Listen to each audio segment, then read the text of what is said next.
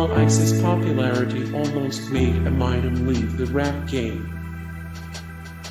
While the Beastie Boys' success inspired the young Marshall Mathers, the success of Vanilla Ice in the 90s nearly ended his rap aspirations.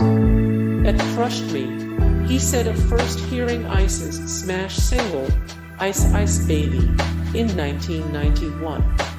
Eminem, in his late teens at the time, was living in a low-income, predominantly black neighborhood and already testing his rap skills. "At first, I felt like I didn't want to rap anymore. I was so mad because he was making it really hard for me.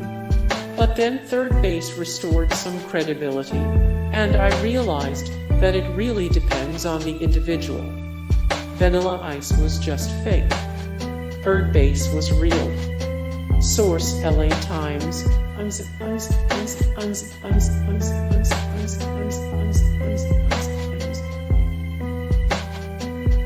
He doesn't know how to use a computer. Not only does he not know how to work a computer, he refuses to learn. "If I learn how to work a computer, I'm going to be on that BTCH all day looking at comments about me, and it's going to drive me crazy." His manager says anytime he reads a blog or a review, it affects him for a long time. The director of Training Day wanted Eminem for the Ethan Hawke part. Before casting Ethan Hawke in the intense leading role in Training Day, Marshall Mathers was a probable contender for the role. After the success of 8 Mile, which showed his surprisingly great acting skills, he was on a lot of directors' radars.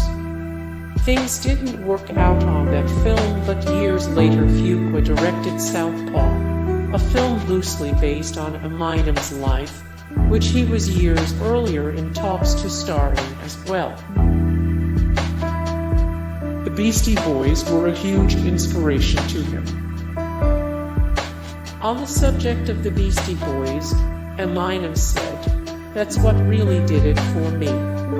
I was like, this SH*T is so dope. That's when I decided I wanted to rap. I'd hang out on the corner where kids would be rhyming, and when I tried to get in there, I'd get dissed. A little color issue developed, and as I got old enough to hit the clubs, it got really bad. I wasn't that dope yet, but I knew I could rhyme, so I'd get on the open mics and SH*T, and a couple of times I was booed off the stage." Source: Eminem. Net. He's been clean since 2007.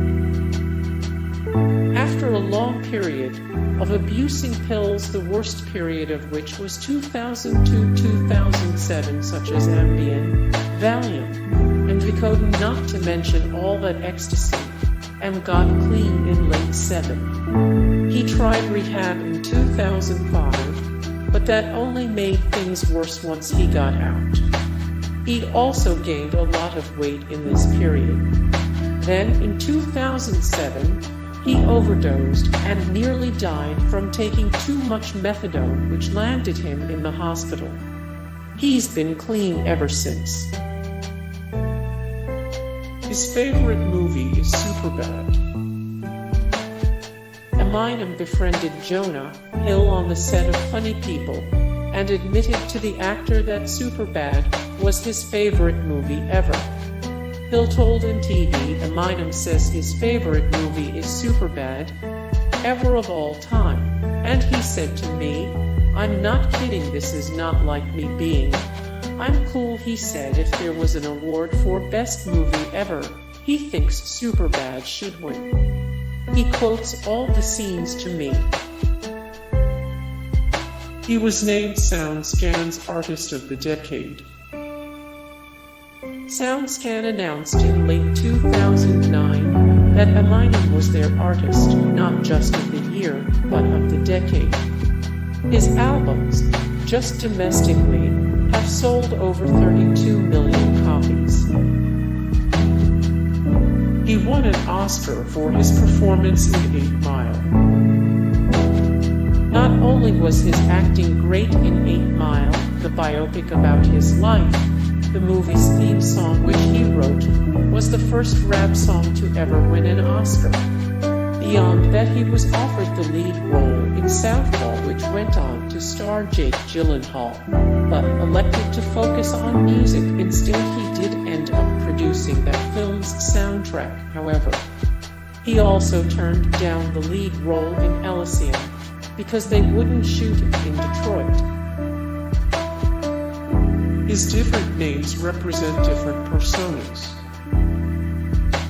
He told Spin magazine, "Slim Shady is the name for my temper or anger. Eminem is just the rapper, Slim Shady is the attitude behind him, and Marshall Mathers is who I am at the end of the day." Crazy fans forced him to sell his first home. In 2002, he told MTV, "The first big-ticket item that I bought was a house. When I first started seeing money, I treated that like it was the only house I would ever buy, and the only royalty check that I would ever get. That's how I treat every check. The truth is, you don't know what's gonna happen tomorrow. This is a crazy ride, and nothing is guaranteed. I could wake up tomorrow and this could all be over. You have to invest." At the time I bought it, I had no idea how famous I really was. It was across the street from a trailer park, and we had kids coming across all day knocking on the door. We had a pool in the backyard, kids were jumping in the pool. It was crazy. The house was on a main road, so we had people whipping in my driveway like, what up? I literally couldn't go outside my house. So we deaded that real quick, sold the house, lost money and bought a new house. That's probably the best investment I've made, my new house. He now lives in a new home purchased in 2003. It was previously owned by the former CEO of Kmart. Source: MTV. He's only read one book from start to finish. Being a high school dropout in 9th grade no less, it's not surprising that Eminem isn't much of a reader. The one book he has read cover to cover more than once is LL Cool J's I Make My Own Rules. A big LL fan, Eminem says the 1998 autobiography is the only book he's read that wasn't just read to him as a child. The Little Engine that could was a favorite in that category. He's obsessed with Diet Coke. This may not seem like a fun fact. He even had a fountain that distributed Diet Coke in the lobby of his studio and drinks cup after cup every day. He's a self-described chain drinker but avoids the cans due to aspartame and cancer worries.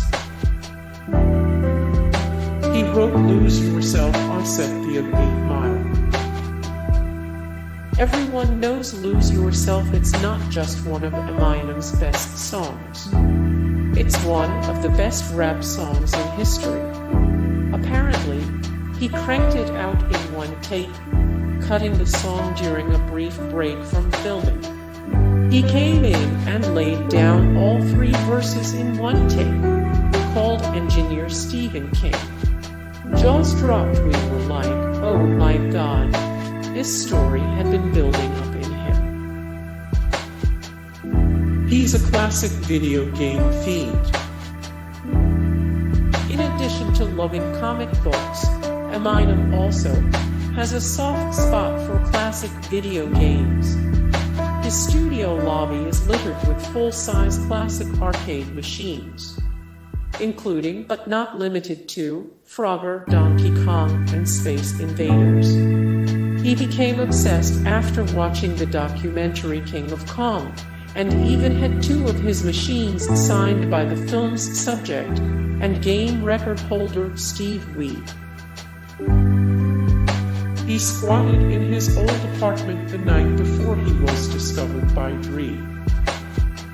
Eminem experienced what every musician dreams of: happenstance discovery.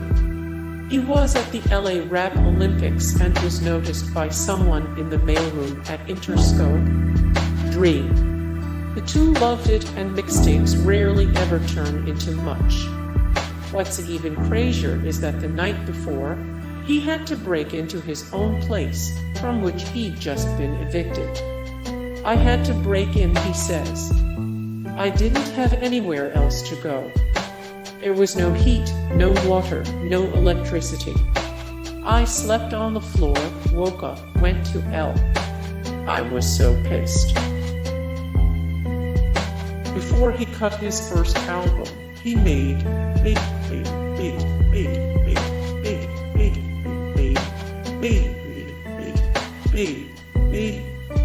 50 an hour. Back in 1992, Eminem signed with FBT Records after years of barely scraping by, trying to make ends meet. For a time, he worked as a cook and a dishwasher at Gilbert's Lodge, a small family restaurant in Michigan, making a mere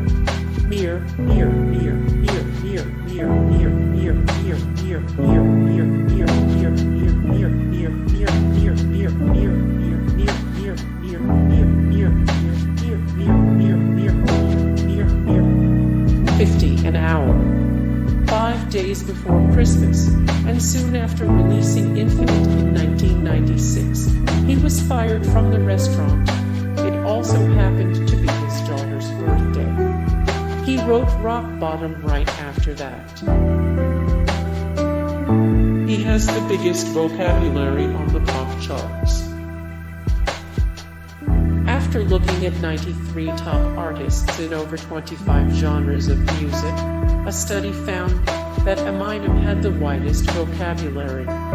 Coming in hot at a whopping 8,818 unique words used, Eminem topped Jay-Z 6,899 unique words, Tupac 6,569 unique words, Kenai 5,069 unique words, and Bob Dylan 4,883 unique words. The study also looked for lyrical density and new word interval. Elton John is his unofficial sobriety sponsor. Eminem told Rolling Stone, "I speak to Elton John. He's like my sponsor. He usually calls me once a week to check on me, just to make sure I'm on the up and up. He was actually one of the first people I called when I wanted to get clean.